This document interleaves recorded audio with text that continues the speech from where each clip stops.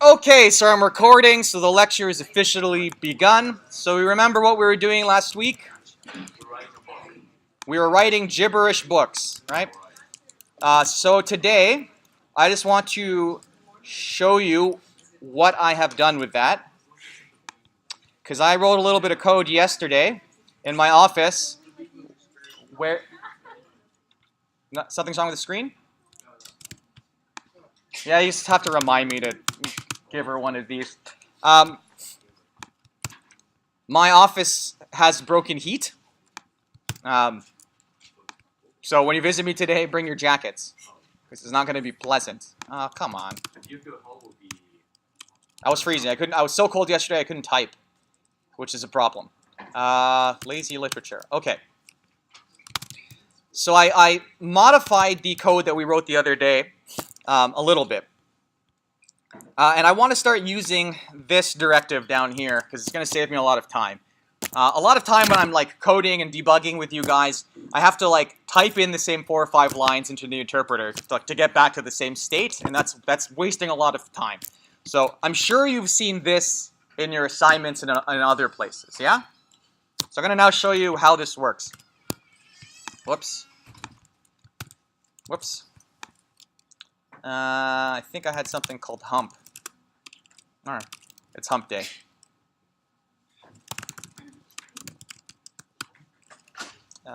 Code hump. Okay, so if I throw this in here, I can basically say, define foo. Let's say this takes in x. You can see that? Great. And this just returns x, so it's a constant function. Sorry, identity function. So this basically says, when this file is called into Python, I want you to load in everything, and then I want you to execute these lines of code, right? You can consider this as your main function. Like, so suppose you had a function that just basically does everything that you want your program to do. That's what main is. For those of you who programmed in C, you should be a little bit familiar with this because there's like the main proc that you usually type into. But in any case, this will just run the lines as they would in the compiler. All right, so now I can just go here. I can say something like Python hump, and it's going to go through and just run lines 6 and 7. Right? But then I can do it again. I can make changes more rapidly. So I'm going to do this now from now on. So I'm going to go down here and I'm going to show you. So we have access to these Dr. Seuss books because you gave me access to them. So we're going to now learn from these books and try to write some gibberish. So the first thing I've done. Okay, maybe I do have to step through this a little bit.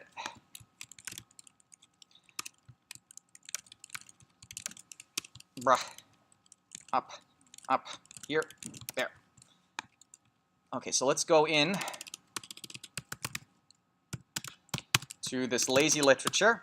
So we designed a function the other day which took a book and returned a dictionary, which is okay, but I had to change the functionality of the code a bit because there are 7 books here for Seuss, and I want all the books to be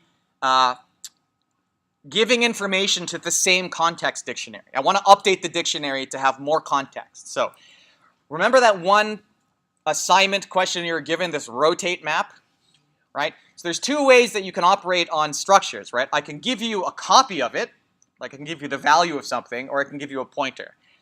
So that rotate matrix one was one where you were given the reference to the object and not the value of the object, right? So in the same way, I'm going to just say, I'm going to ask or make the user give me the dictionary along with the book, right? So instead of saying here's the book, return a dictionary, I want the function now to say here's a book and here's the dictionary where I want you to put the answers in. So I can repeatedly give that same dictionary back. So I'll show you how that works in the console here.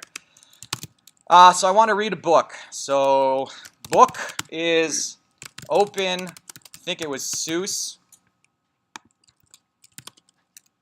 2 S's, yeah. Seuss1.text.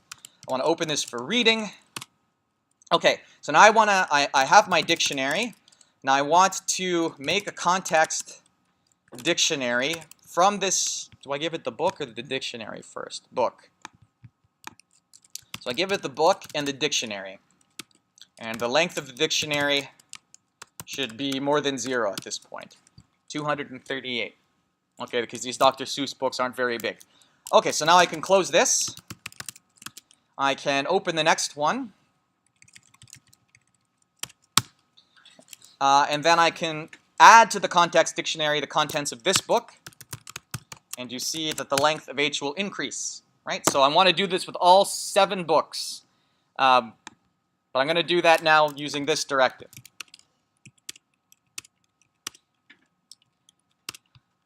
So you can actually, like, your file name can be constructed by Python.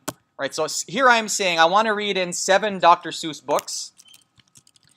They are structured with this nice naming convention, Seuss 1 through Seuss 6. So I say 4K in range 1 through 7, which will give me the numbers 1, 2, 3, 4, 5, 6. Open Seuss k.text, right? And that's going to open the book as book and read it into the dictionary. So here's one loop, which is going to put in all the context for Dr. Seuss into the book. So let me run that. Whoops, that is the wrong file.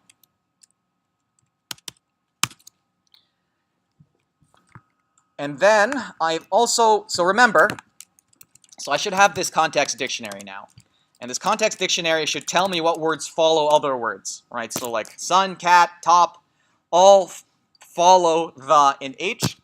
And I was saying we could write a sentence like this. I can say, I have a word of my sentence, maybe it's the.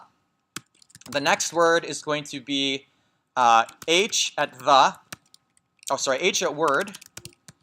And I want to make a random choice from here. So the hot, hot, hot. What's happening? If H of hot is hot, then we're in a loop. Ah! Yeah. It's going to be a really poor... Okay, well... What happened? Let's try another one then.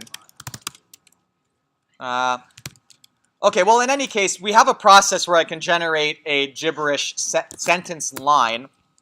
So I wrote that process into here, where I can say, generate me a gibberish line from this context dictionary and make the sentence at most 5 words. Maybe 4. 5.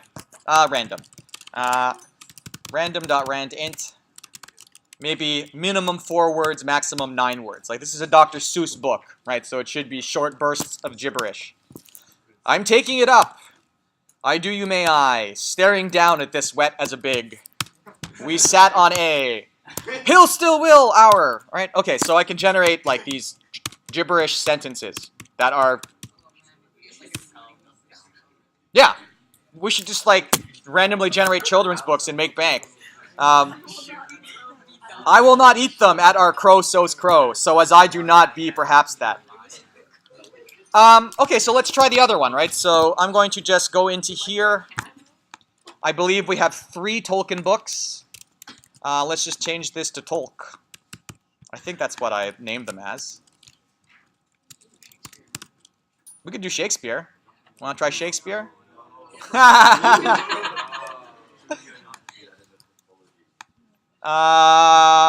Okay, we'll stick with Tolk. So let's read this one. Let's read this guy in. And let's see what I can generate a gibberish line using this context dictionary, maybe 10 words long. And the poodle's eating. That doesn't sound very Tolkien, right? But our mother came down with paddles in the books.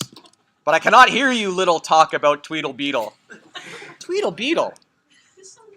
That's from Seuss.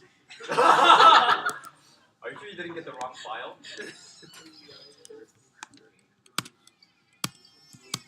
There's no way this is... No, BIMs! Oh, I have to run this again. This is just... Alright, let's try this again. Really? Okay, hold on. There has to be Frodo in here, right? How do I spell Frodo? Okay. So this is Tolkien, right? Frodo, son of It, onto the strange trees the ruined. I am not answered a grievous blow to be clad. Okay, these sound better. I think maybe last time I didn't reload it properly. Look, he was casted, said Frodo. It is begun. That one's pretty good, actually. Yeah. No long as a slender elf woman clad in the voices. So, okay, so this is what we did in the other class today, which was kind of fun. So, the open question is, how do we now, like, improve our gibberish lines? And what we found was that the sentences which were crappy, as in, like, not approximating, like, were too gibberish, were those sentences that ended with words that really should never end sentences.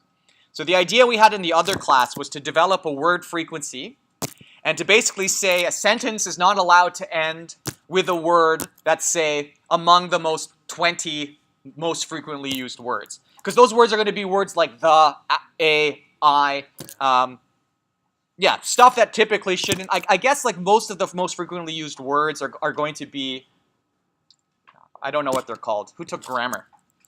I don't know, like words like the and a, I don't know. Gap words. Okay, so let's now, well, okay, there's one other thing I wanted to mention here. Oops.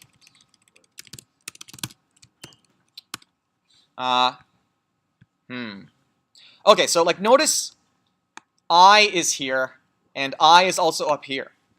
Okay. So when we were building these context dictionaries, I'm putting duplicates into the list, right? Now, this is bad for a reason and good for a reason. It's bad because it's incredibly wasteful in terms of memory, right? It's good because when I'm making a random selection from this list, it's actually randomly selecting words in the appropriate, like with the appropriate probability distribution, right? If there's like if the word king follows the word the 1,000 times, then maybe I should select king after the more often. And the way that we implemented it, like with dumb memory allocation, actually makes our sentences sort of probabilistically better looking. Now, we could write a version 2.0 version of this where I don't store copies of words, but I store tuple frequency pairings. So instead of having king in the list 1,000 times, I can have king in the list once, but as the tuple king 1,000. But then our selection becomes a little bit more complicated because instead of just randomly selecting from a list, I have to randomly select from a list non-uniformly using the word frequencies to generate the distribution. That would be a good lab question, actually. Maybe I'll give that one, guys, to you. But anyways, I'm not going to change that. Let's do the word frequency stuff because it's fun to know what is the... There are a bunch of words that appear exactly once in Tolkien's literature, and we can find those out. And there's a bunch of words that appear a lot. So how can we get word frequency then from this? So let's get definition, word frequency. I want to take the context dictionary. Okay, so this time I'm actually going to call this context because I kept getting confused. Has to take the context dictionary and has to return a dictionary that pairs integers with lists of strings.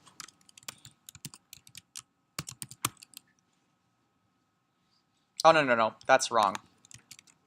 This should be a string, and this should be an integer. Okay. So this is what I want to do here. I want to walk through my context dictionary and now count the instances of every word. Okay. So for a key, or for a word in the context dictionary, I want to put the word into a dictionary and return it. Okay, so here's my frequency dictionary.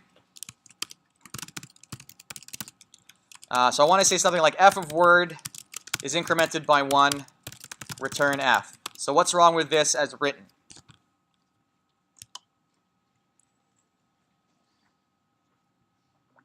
anytime I'm keying into a dictionary, you should be suspicious, right? Because if word is not a key, oops, I didn't even use the right dictionary. What happens if word isn't a key in context, in the context dictionary?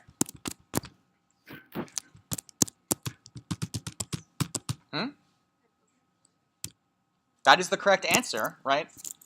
If I'm trying to key into a dictionary and that key doesn't exist, you're going to get a key error.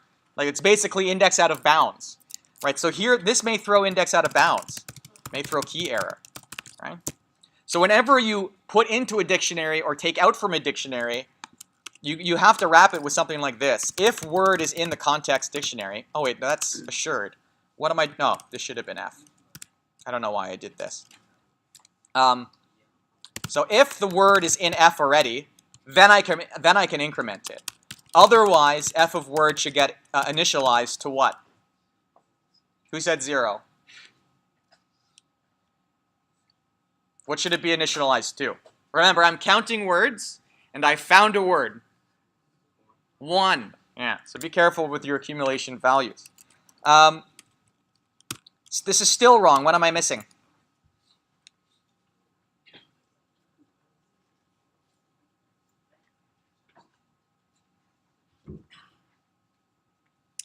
Is it the case that every word is followed by something?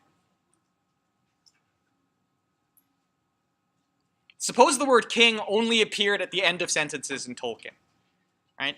Thereby, it's not a key in the context dictionary, but it is still a word in the book, right? So I actually have to look through the words of the context. Oh, geez, I did this all wrong. All wrong. Sorry, guys. Well, this is still right. I'm counting the keys, but that's not good enough. I should be counting. So for a word in the context dictionary, these are the follow words here, right? So follow word.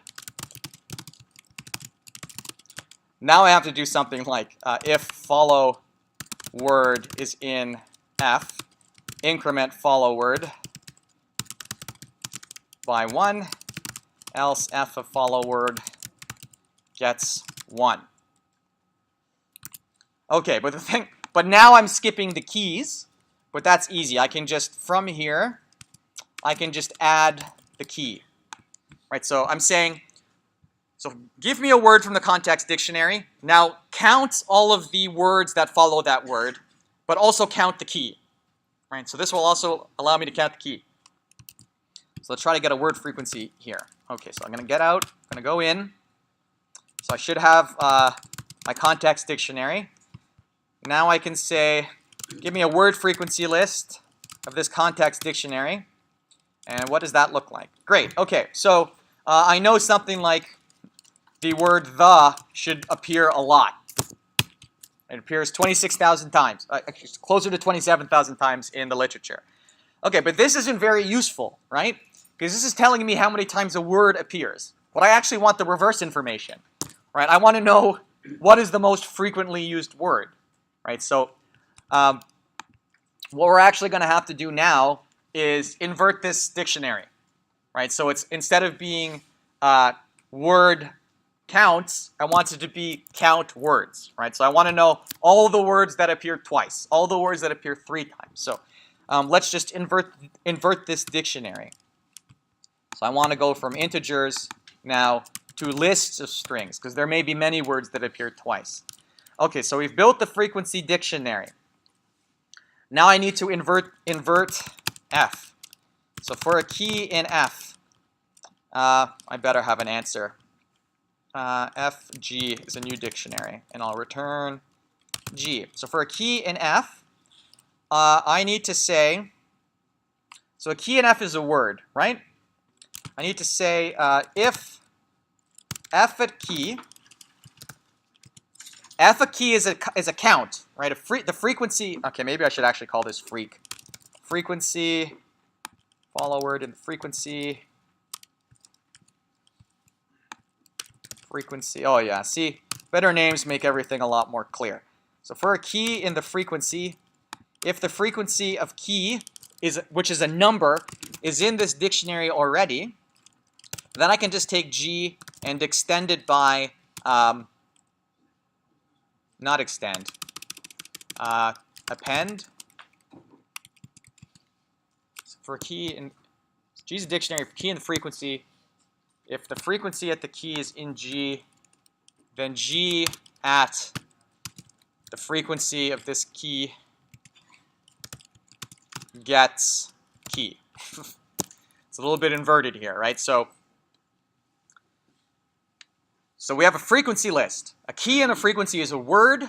The frequency at that word is a number, which tells me how many times that word has appeared in the book. If that number is already in G, which is the dictionary we're using to collect our answer, then I can just append this key. Else G here should be equal to the singleton key. Okay, so let's give this a try. So now I should be able to say G is the word frequency of this context dictionary. Whoops. Great. Okay, cool. So, so the problem with this dictionary is the keys aren't ordered, right? So, given a number, right? So I can tell you, are there any words that appear 14 times in the books? Yes. Wow, that's handy. Because only appears 14 times in Tolkien's books. Actually, this is fun. These are all the words that appear exactly once in Tolkien's books. Exactly once in all 3 books. Colors, stonecrop, insatiable, Volga, elf rune. Huh?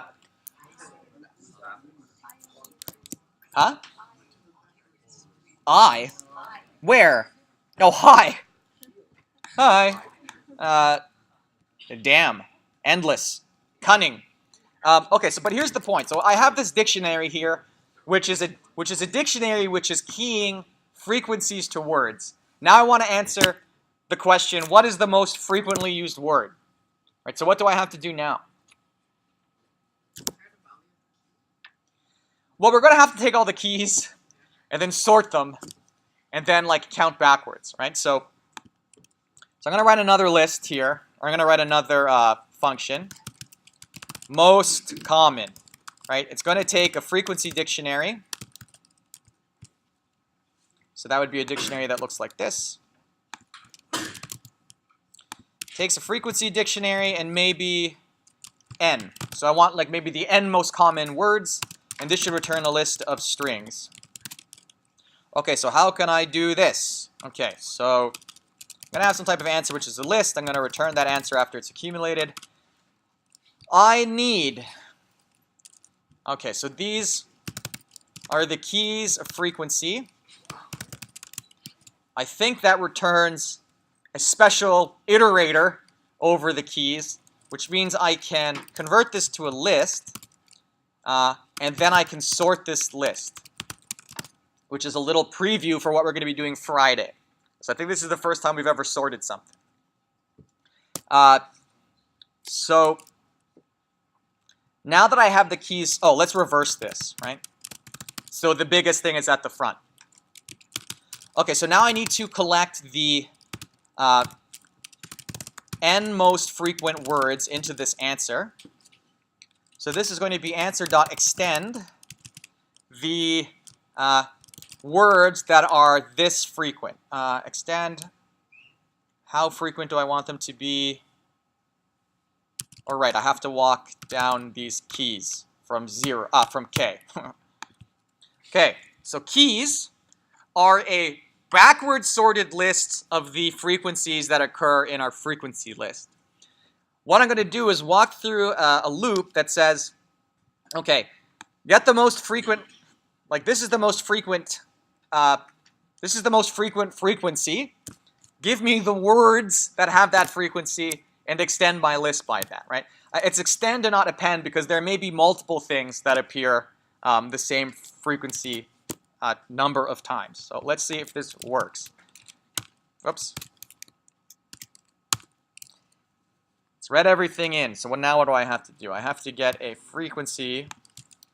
So F is our word frequency. It has to take in our context dictionary. There it goes. Great.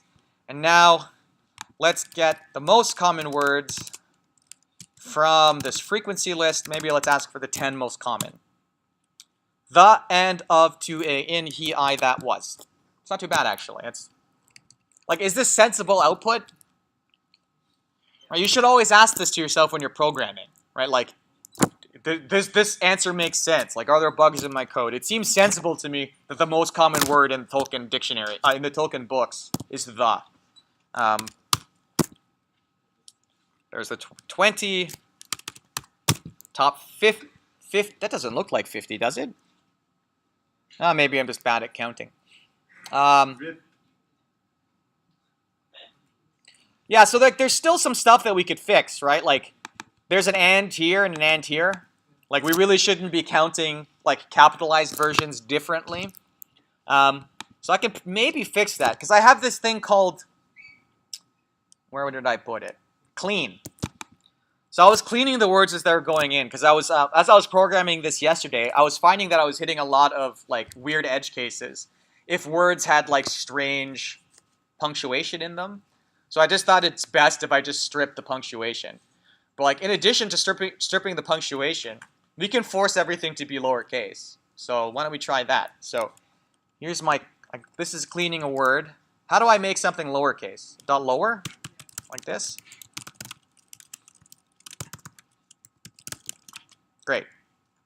Great. Okay, so maybe that will fix things.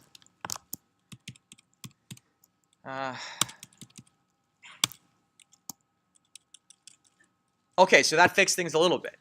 Now we shouldn't have duplicates. Great. But I now is smaller. Okay, so I wasn't actually able to finish this with the other group. But like now let's go into our gibberish lines and try to change it so that sentences never end. So give me a number, maybe 50. Or maybe I'll put something here. Non-terminal is a list of strings, right? So I want to call my gibberish line like this. Here's my gibberish line. Take my context dictionary. Generate me a sentence of 10 words. And don't end the sentences with the or end. Right? That's going to be the behavior of this function. I haven't written it yet, but it's okay to say, this is how I want my function to behave before writing it. In fact, I would encourage it.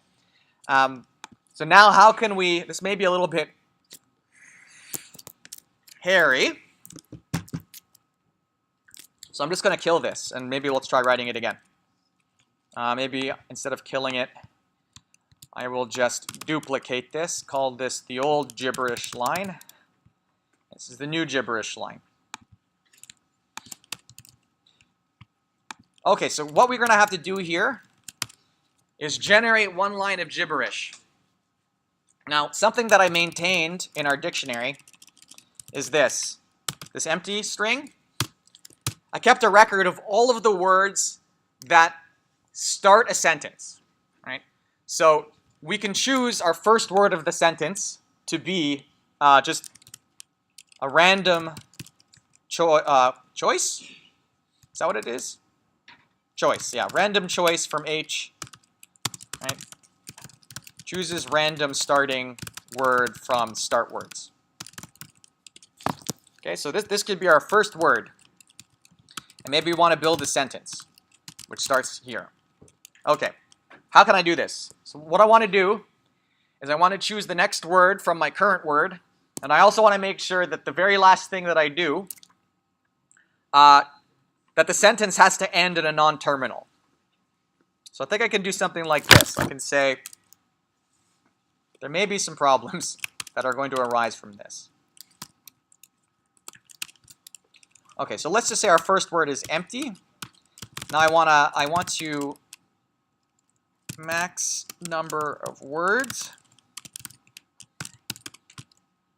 Okay, so what I want to do here is take my sentence, I want to add to it the word that I've generated and a space. Let's decrease this. Let's agree that this is going to fill the sentence with everything but the last word, and then here we're going to add the last word carefully. And then return the sentence. How do I choose the next word? All right, so my next word is going to be equal to a random choice from the next words of H. I should have called H like next word or something, but anyways, maybe I'll fix it when I put it online. Okay, so this is going to choose a random word from H of word, but this may break, right? Because I have to be sure that word is in H first. So whenever you're working with dictionaries, you're gonna have to ask if the key is in the dictionary a lot. That's why I prefer using default dictionaries, but I'm not allowed to show you those. So what should I do if the word isn't in H? Okay, so what happens if I'm building a sentence and I've chosen a word that is like there are no words that follow it in Tolkien? Huh? How can I skip it? I'd have to like.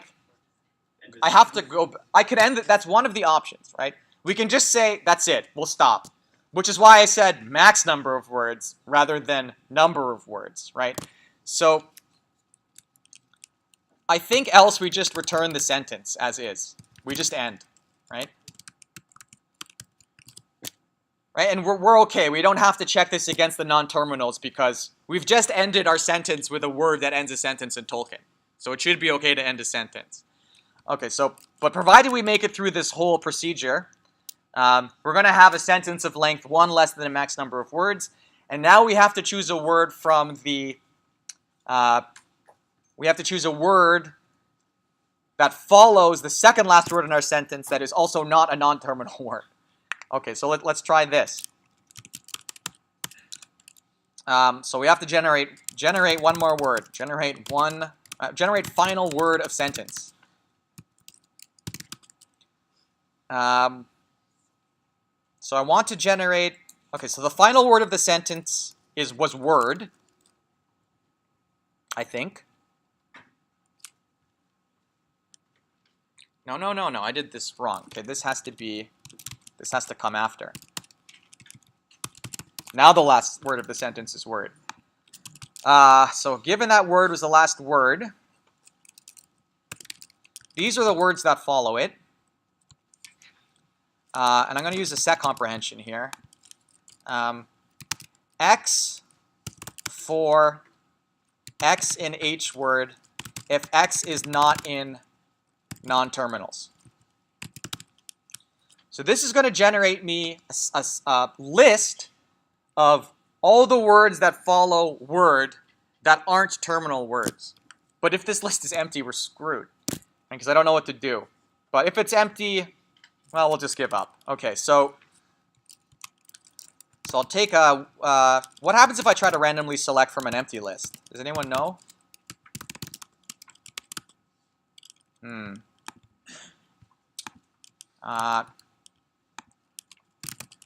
So our terminal word is going to come from here. If terminal, then return our sentence plus a space plus a random choice from the terminal words plus a period. If terminal is empty, then just return the sentence and just end it. Okay, so hopefully this hasn't introduced any errors. Let's just check. Well, it's a long shot. Oh, I always forget to write ins. Where are you? Line 29. Go away. In.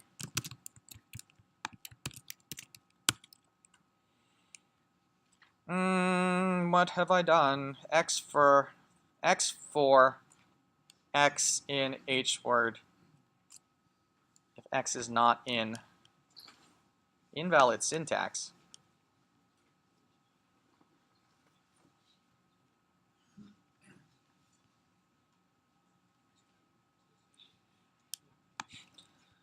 Oh,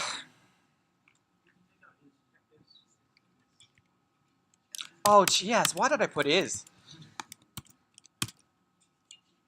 Thanks, guys. Okay. Right. So I now have my context dictionary.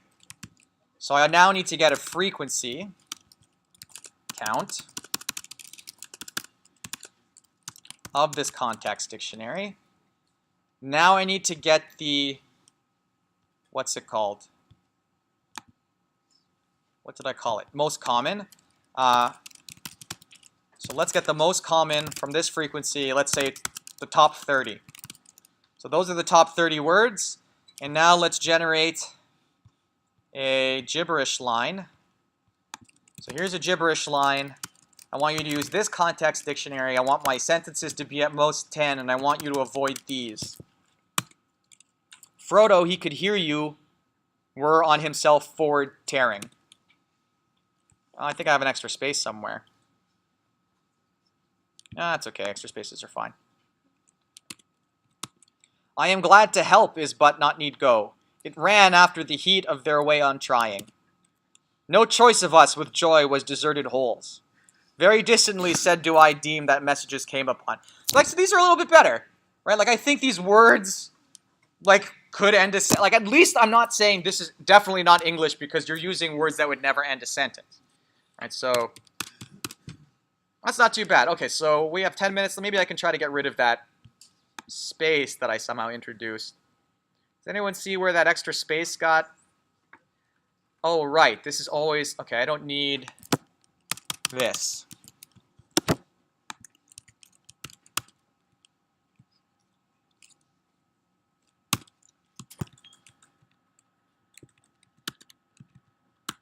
Oops.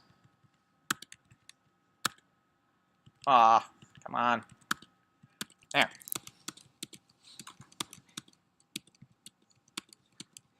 Treebeard, there will be done in fear, so now in trust. Sam unclasped the burned. It's like Lord of the Rings fan fiction. Sam unclasped the burn, the full harness, you lady tell. In the trolls that the orcs drink were leaning squat. All right, well, maybe let's try our what's it called? Seuss again. I think we had 7 of them. And let's see how well we can generate stuff now. Huh? It was 6?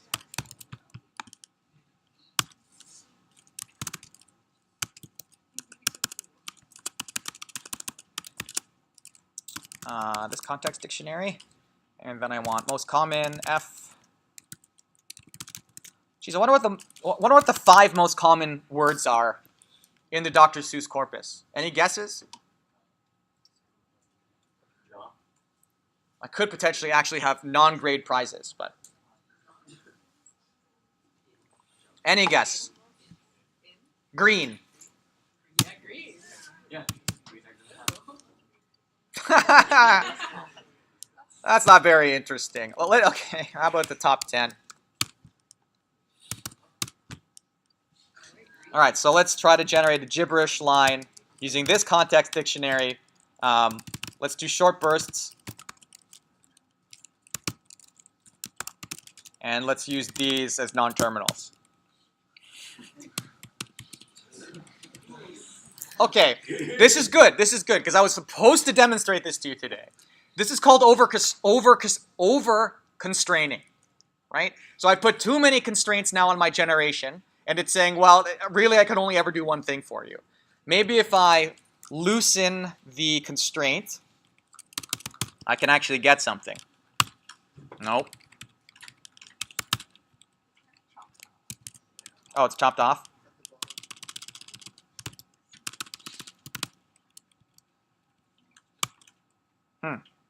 Maybe it's just the case that I've now wrecked the code. Yeah, I think that's more likely.